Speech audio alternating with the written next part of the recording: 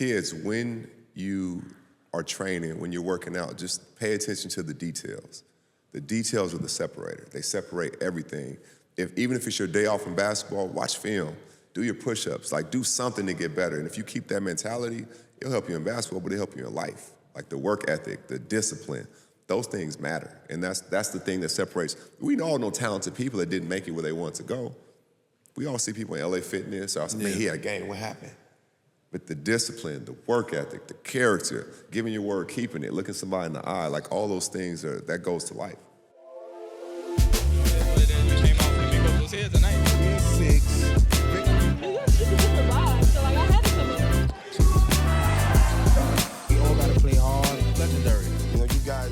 The coach. This is special company right here. 20 years in the NBA, 8th pick by the Cleveland Cavaliers, 3-time Sixth Man of the Year. Hop in your bag. New York Knicks, because you know once you play for the Knicks, you're a Knick for life. That's just how it goes. Yeah, you're a Knick for life. You're a Knick for life. Wherever I go. Shout out to all other teams that had a chance. Chicago, Atlanta. Yeah. A lot. Mr. Sixth Man, though. Yeah, that's the Mr. Sixth Man. Yeah, a lot of points. That's what they say. Yeah, that's what they say? That's what they say. At times. Depending on where I'm at. I mean, the numbers, right? The numbers don't lie. Numbers don't lie. You set the tone for a lot of people. I helped make it cool, I think. Because I saw Ginobili, I saw Jason Terry.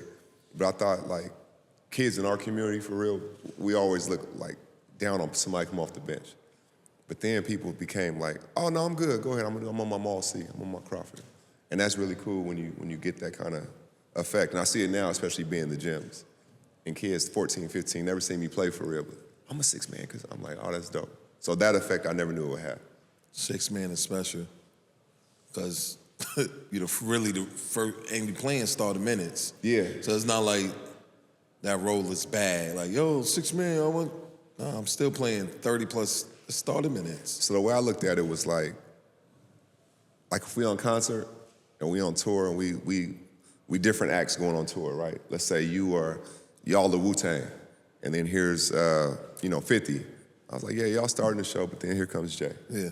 Yeah, so that's how I looked at it. I became like I was Superman. I looked at it like a superpower. I'm like, the show don't start till I get in. More like a closing act. There you go. I'm like, yeah, this is the warm-up act, and then here I come. I had to trick myself to give me that confidence and that belief when I went in, like, nah, you ain't lesser than. Like, go do what you do.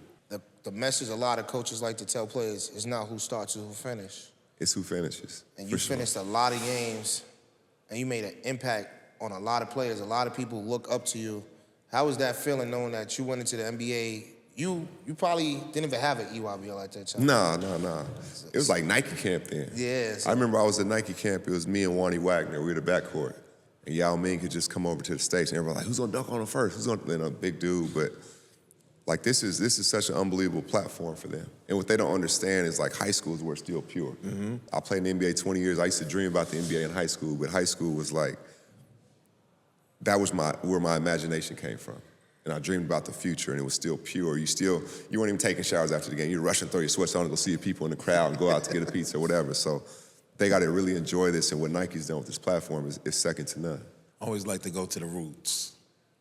Where do you rank your hometown amongst the hoopers? They always leave you out, though. They leave you out the mix. Yeah, they do. It's because we way up north in the Pacific Northwest, but in the left side of the country. But for us, per capita, like if you think about it, my school had myself, Doug Christie, Nate Robinson, Terrence Williams, DeJounte Murray, Marjon Beauchamp, Kevin Porter Jr., with more to come. More to come. You go 7 minutes to drive, you got Jason Terry, Aaron Brooks, Peyton Siva, like all these guys right there. Then you go 5 minutes past that, you got Brandon Roy, you got Will Conroy, you got Tone Roden Jr., you got Jalen Noel, you got Tari Eason. This is all in a 15-minute radius. Sheesh. And that's not even counting Tacoma with Isaiah Thomas and Avery Bradley. Killers. It rains a lot. God, they killers, right? And it rains a lot. So in Seattle, we was always in the gym, like always. And what is different about our culture is we're not looking to compete with each other. We're making each other better, but we're like, no, we got the blueprint. Come on, this way. And I'm missing 2 minutes from the Garfield is Paolo Banchero. Yep, Paolo. Like, so it's like, this is all in 15 minutes. So we're seeing each other at these YMCAs. We're playing against each other. We're competing. But then, like, when Paolo makes it, there's a 10th grader right now, or my son, or whoever, who can text him and say, yo, what I got to do? Can I get a gym? Knowledge.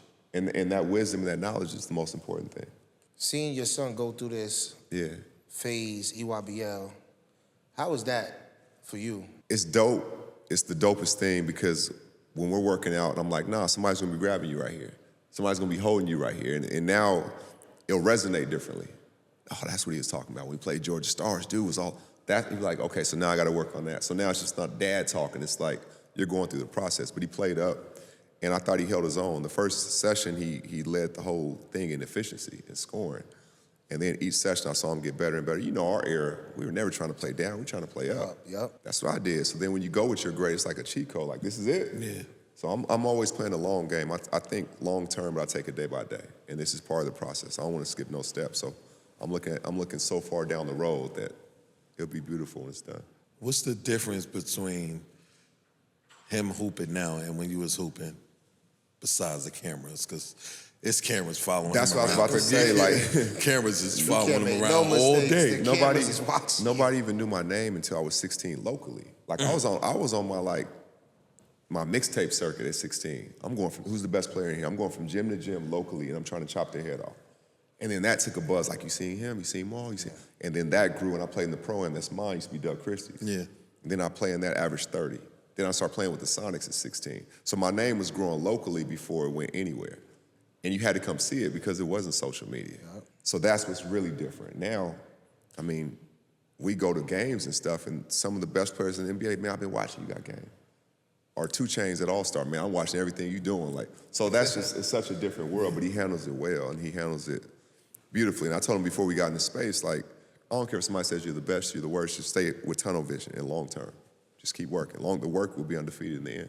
Tunnel vision. I got a question for y'all, though. What's up? How dope is it to have this kind of impact on the next generation, to give this kind of platform to them?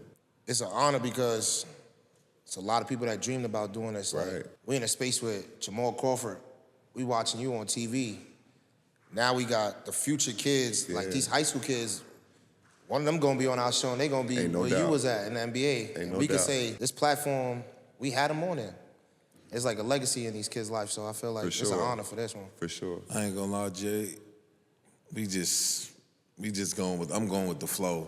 Like, I ain't expect to be doing this a year ago in the Paul world. I know you do Paul, I know you NBC, a lot of the networks, but for us, it's like we just going with the flow, man. We just happy to be here. We show up every day, just like you said, we just trying to get better. And I think maybe short term, we gonna probably be one of the best pods out, but for me, I'll just like, look, I go one day at a time. I ain't gonna lie, just see how it go. If you're flowing like that, you can never be disappointed. You know what I'm saying? Because you'll be where you're supposed to be. And you guys always have the culture. Like, oh, your voice is everywhere in the park. Yeah. Y'all in the park everywhere. I've been watching y'all all the way in Seattle. Like, dang, I wish I was young enough to go back and play again. I can, don't get it twisted. No, don't think for a second I can't do it. But I just ain't playing outside like that. I was gonna say we got a pro-am in the gym. Don't You do gonna come it, play don't in do the it like gym, that. man. Yeah. Don't do it like that. Jamal We'll need shut the outside. gym down next time. Outside Jamal Crawford love, played in the man. park. You Yeah, can be in that outside- gym, man. outside love you. I think outside be like I dream to have those, like, them hoopers like y'all, like them clear outs be like, Yeah. different. That's how we grew up, though. Like, And I that play- behind the back dribble, kids doing it to this day. They everywhere, feel like they do it, they be like Jamal Crawford. bro, I made that move on accident when I was 16 out of fear. Because this dude locked me up. I'm coming down court, it's me and him. And I do that move, and I never did the full version of that move.